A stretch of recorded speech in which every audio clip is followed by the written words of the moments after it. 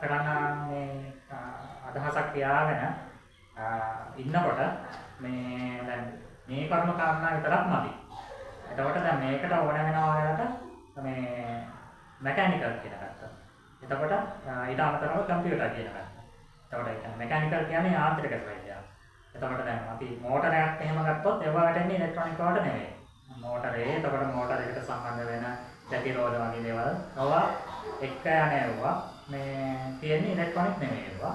ඒ වගේම විදුලිමයවත් නෙවෙයි ඒවා. ඒවට කියන්නේ අපි යාන්ත්‍රික කියලා. මේ එතකොට ඒවා ඉංග්‍රීසියෙන් කියවොත් මෙකැනිකල්. එතකොට මේ මෙකැනිකල් පාර්ට් එකක් වෙනම තියෙනවා. ඊට අමතරව අර අපි කිව්වා වගේ ලැන්ග්වේජ් එකකින් හසුරවන්න නම් කම්පියුටර් සයිඩ් එක සම්බන්ධ වෙනවා. එතකොට මේකෙදි දැනටත් පාවිච්චි කරන තාක්ෂණ තියෙනවා. ඔය Arduino කියන ඒවා තාම කර්මාන්ත ශාලා පැත්තට ආවේ නැහැ. එතකොට ආවත් ඇවිල්ලා තියෙන බොහොම චූටි පොඩි දේවල් කරගන්න විතරයි. නමුත් මේකේ මේ රොබෝ ටෙක්නොලොජි කියන එකේ දැනට පවතින මේ උසස්ම තාක්ෂණය තමයි PLC කියන්නේ. එතකොට මේ PLC කියන එකේ මේක කියන්නේ ප්‍රෝග්‍රෑමබල් ලොජික් කන්ට්‍රෝල් කියන එක. එතකොට ප්‍රෝග්‍රෑම් එකක් මත ලොජික් කන්ට්‍රෝල් කියන්නේ මේ ලොජික් කියලා කියන්නේ තර්ක විද්‍යාව. හරිද? එතකොට තර්කානුකූල මේ තීරණයක් ගන්න තමයි මේ පෙළඹෙන්නේ. එතකොට මේ ඩිජිටල් ඉලෙක්ට්‍රොනික්ස් වලට මූලික දේ කියලා දෙනකොට මම කියලා දෙන්නම් ඒක වැඩිදුර කියලා දෙන්නම්. මේ ඩිජිටල් ඉලෙක්ට්‍රොනික් වල මේ මෙහෙම කාරණයක් තියෙනවා. උදාහරණයක් විදිහට අපි ස්විච් එකක් ගන්නවා. අපි ස්විච් එක ඔන් කරනවා බල්බයක් පත් වෙන්න ස්විච් එක ඔන් කරනවා. ඊට පස්සේ ආයෙ ඊගාවට ඒක ඕෆ් කරනවා. එතකොට මේක ඔන් එකයි ඕෆ් එකයි විතරයි නේද තියෙන්නේ ස්විච් එක. ඒකට මේ අතර මැද අවස්ථාවක් නැහැ නේද? ස්විච් එක භාගයට ඔන් වුණා කියලා කියන්න බෑනේ කොහොමද? නේ? ඒ වගේම ස්විච් එකක් භාගයට ඕෆ් වුණා කියලා කියන්න බෑ. නේ? එහෙම කිව්වොත් වැරදි. ඒ කියන්නේ ක්‍රියාව වෙලා නැහැ. ස්විච් එකක් භාගයට ඔන් වුණා කියන්නේ බල්බයක්වත් වෙන්නේ නැහැ. මොකුත් නැහැ වැඩක් නැහැ මේ අවස්ථාව. එතකොට ඒක ඔන් නම් ඔන්ම තමයි. එහෙම නැත්නම් ස්විච් එක ආයෙ ඔෆ් කරා නම් ඔෆ් වුණා කියන්නේ භාගයට ඔෆ් වෙලා වැඩක් නැහැ. එහෙනම් බල්බයක්වත් වෙනවනේ තාමනේ.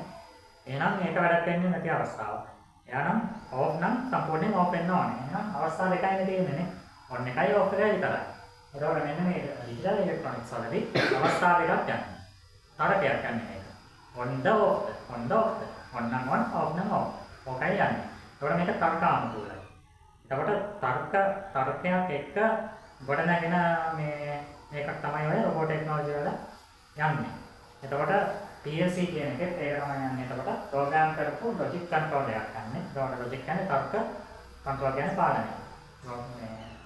ප්‍රෝග්‍රෑම් කරලා තියෙන තර්කානුකූල පාලනයක් එක්ක තමයි යන්නේ. එතකොට මේ තාක්ෂණය තමයි දැනට පාවිච්චි වෙන්නේ. ලොකු රොබෝලා දැනට ඉන්න හැම රොබෝවෙක්ම වැඩ කරන්නේ PLC ත් එක්ක. එතකොට මේ PLC වලට අමතරව මෙයාලට තව අතරමැදි මෙයාලට උදව් වෙන්න අතරමැදි අවස්ථාවක් තියෙනවා CNC කියලා. CNC. මම මේවා ඉදිරියටම ආයෙ කියලා දෙනවා. දැන් මේ පොඩි දඩම් දෙන්නීමක් කරන්න යනවා. දවසක් ගන්න. එතකොට මෙන්න මේ CNC එකයි PLC එකයි CNC එකයි එකතු වුණාන් පස්සේ තමයි ඔයාලට දැන් සාමාන්‍ය කම්පියුටර් එකක තිරයක් වගේ කම්පියුටර් එකක මොනිටර් එක දෙන්නේ. එතකොට මේ මොනිටර් එකක් වගේ දෙයක් තියෙනවා. එයාට ඉන්ටර්ෆේස් එකක් එතකොට. ඒක හියුමන් ඉන්ටර්ෆේස් එකක් කියලා කියන්නේ අපි ඒක ඒ කියන්නේ අපිට තියෙන අහසුවක්. ඒ කියන්නේ කම්පියුටර් එකේ තිරේ බලාගෙන ඒකේ අපි දෙන මේ කමාන්ඩ් ස්විච් එක ඔන් කරන්න නම් ඔන් හරිය ඔෆ්ද මොනවද කියන එක අපි ඒකේ දාන්න පුළුවන්. එතකොට ඒක අපිට මේ ස්විච් ඔන් ස්විච් ඔෆ් කියලා ඒකේ ලිඛිතව තියෙන ඉංග්‍රීසි වල. සිංහලට හරවන්න පුළුවන් වුණා. ඒ වගේ කැමති කැමති භාෂාවකට ඒක හදාගන්න පුළුවන්. එතකොට මේ දේවල් ආපහු නෙට්වර්ක් වෙනවා. ඒ කියන්නේ ඔයාලට මෙතන තියෙන කම්පියුටර් එකට අමතරව ඔයාලට ලෝකේ ඕනම තැනක ඉඳලා තව කම්පියුටර් එකක් කරා ඔබ පාලනය කරගන්න පුළුවන් වෙනවා. හරිද?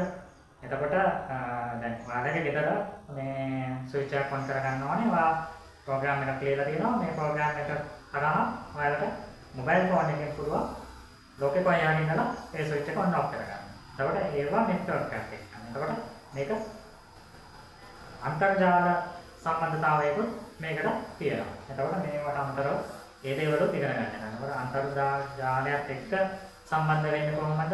ඒකට තියෙන අමතර දේවල් මොනවද කියලා? ඒ කියන්නේ ඒවට අමතර දේවල් වලට කියන්නේ ඉන්ටර්ෆේස් කියලා. මේ ඉන්ටර්ෆේස් වර්ග තියෙනවා. ඒතකොට මේ ඉන්ටර්ෆේස් එක්ක අපි කොහොමද මේ දේවල් සම්ප්‍රේෂණය කරන්නේ? ඒතකොට මේවට මෙයාලට මේ දෙන්නේ රොබෝ එක හරි මොකක් හරි වැඩ කරනවා මේවට දෙන්නේ විධාන කියලා අපි කියනවා. මට විධාන කියන්නේ යම්කිසි data එකක්. ඒතකොට මේ data එක මේ කොහොමද එයාට ලබා දෙන්නේ? මොනවා හරහාද මෙයා යවන්නේ? එතකොට ඒ දේවල් වලට පාවිච්චි වෙන තාක්ෂණ තියෙනවා. එතකොට අපි මොබයිල් ෆෝන් එකක් පාවිච්චි කරොත් මේකට අපි දැන් data line එකක් පාවිච්චි කරනකොට ඒකට පාවිච්චි වෙන වෙනම තාක්ෂණයක් තියෙනවා. එතකොට මොබයිල් නෙට්වර්ක් කියන පැත්ත වෙනම කතාවක්. එතකොට මේකට අමතරව තව ගොඩාක් දේවල් ඉගෙන ගන්න තියෙනවා කියන එකයි මම මේ වයින්නම් කියන්නේ. පැහැදිලිද?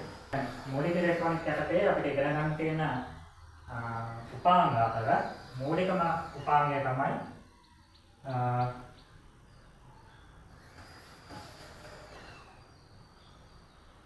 ප්‍රතිරෝධක කියලා කියන්නේ. ඒක ඉංග්‍රීසියෙන් කියනවා රෙසිස්ටර්.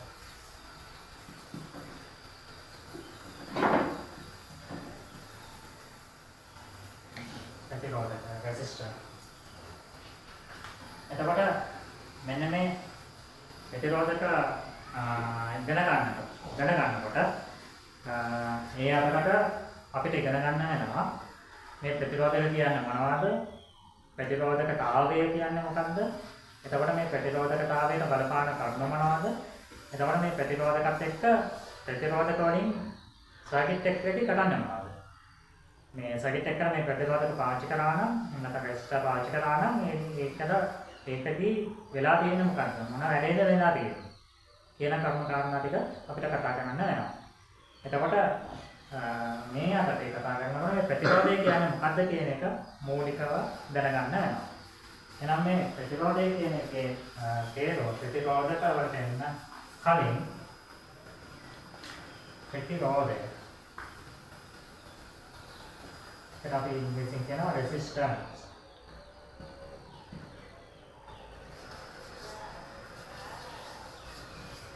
resistance කියන එක. එතකොට මෙන්න මේ දේ අපි ඉගෙන ගන්න වෙනවා. හොඳයි. එතකොට දැන් ප්‍රතිරෝධය කියන එක අපි ගත්තොත් මේ ප්‍රතිරෝධය වෙන්නේ يعني යම් කිසි බාධාවක් ගැන තමයි මේ කියන්නේ. එතකොට ප්‍රතිරෝධයක් කියලා අපි කියන්නේ ඒක බාධාවක්. එහෙනම් මොනවටද මේ බාධා කිරීම කරන්නේ කියන එක අපි හොයලා බලන්න වෙනවා. එහෙනම් මෙතෙන්දී මේ ප්‍රතිරෝධය කියන දෙයින් බාධා කිරීම කරන්නේ ධාරාවට. එහෙම නැත්නම් කරන්ට් එකට. එහෙනම් මේ ධාරාවට යෙදෙන බාධකය තමයි ධාරාවට යෙදෙන බාධාව තමයි ප්‍රතිරෝධය කියලා කියන්නේ. එතකොට දැන් මම මේ පාංගයන් හඳුනා දෙන නිසා මම මුලින්ම ප්‍රතිරෝධය සහ ප්‍රතිරෝධක කියන්නේ මොනවද කියන එක හඳුනලා දීලා ඊට පස්සේ මේ ධාරාව කියන දේ මම කියලා දෙනවා. හොඳයි. එතකොට දැනට එහෙනම් ලියා ගන්න මේ විදිහට ප්‍රතිරෝධය යන ධාරා ගැලීමට ඇති කරන බාධාවයි. ධාරාව ගැලීමට ඇති කරන බාධාවයි. මෙම බාධාව ප්‍රතිරෝධකතාවය ලෙසද හඳුන්වයි. මෙම ප්‍රතිරෝධකතාවය මැනීම සඳහා ohms නම් ඒකකය ohms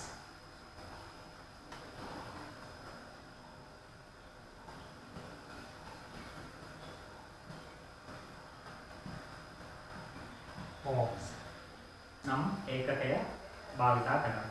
අපිට ඕනම මිනිමම් කට ඒකකයක් තියෙනව නෙමෙයි. මේක ප්‍රතිරෝධය මනින SI ඒකකය. ඒකට ප්‍රතිරෝධය මනින්නේ ohms කියන ඒකකය. මේකට ohms කියලා දාලා තියෙන්නේ මේ ප්‍රතිරෝධකතාවය ගැන පරීක්ෂණ කරලා හොයාගන්න තියෙන්නේ ග්‍රීක ජාතික විද්‍යාඥයෙක්. එයාගේ නමයි ohms කැලක් තියෙනවා. එතකොට එයාට ගරු කිරීමක් විදිහට එයා මේ එකකේ නම් කරලා තියෙනවා ohms කියලා. එතකොට එහෙනම් ඒ එකකෙන් ohms කියන එකකෙන් මනිද්දී මේකට දැන් අපි සෙන්ටිමීටර් මිලිමීටර් අඟල් ඔය වගේ ඒවා මේ මිනුම් විදියට අපි පාවිච්චි කරන්නේ නේද? එතකොට දැන් සෙන්ටිමීටර් මිලිමීටර් කියන ඒවා SI එක. එතකොට මේ ohms කියන එක SI එකට. එතකොට ඔයාලගේ ස්කූල් සිලබස් වල ගණිතයේදී මේ SI එක ගැන කතා වෙනවා. දැන්ටත් මේ කියන්නේ සෙන්ටිමීටර් මිලිමීටර් ගැන කතා වෙලා තියෙන්නේ නේද? අරගේ විෂයන් වලදී කණන් වලදී. එතකොට ඒ විදිහටම මේ ohms කියන එකට සංකේතයක් තියෙනවා. ඒ කියන්නේ අපි මිලිමීටර් ගත්තොත් මීටර් මිලිමීටර් ගත්තොත් ඒකට සංකේත තියෙනවා වගේම මේ ohms කියන එකට සංකේතයක් තියෙනවා. මේ සංකේතය තමයි මෙන්න මෙහෙම එන මේක නම් බාල්දියේ කොක්කක් වගේ. හරි. ඔන්න මේක කියන මේ සංකේතයට කියන නම තමයි ඔමේගා.